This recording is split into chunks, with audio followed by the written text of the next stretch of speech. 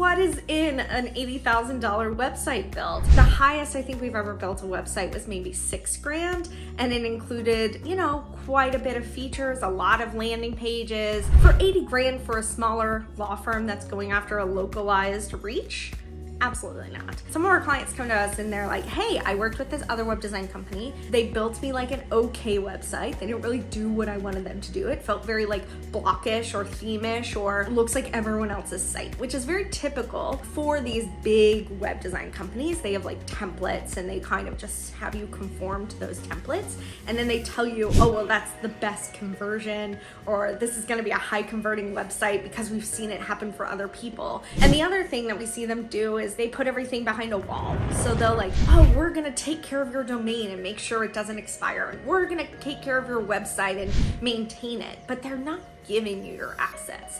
They're not giving you ownership of your domain. And they're not giving you ownership of your website. So what happens then is 4 years down the road, you're not seeing any conversions and you're tired of paying them this huge monthly balance. And you go to them and you say, hey, I want out. And they say, fine.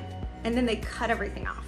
You lose your domain, you lose your hosting, you lose all of your assets on your site. They tell you, you can't have your blogs. We wrote those blogs. There are blogs. We're just letting you use them, or we're letting you rent them while you're utilizing our services. And the second the services are gone, you don't get to rent them anymore. So how do we make that not happen? You have to have ownership of your assets.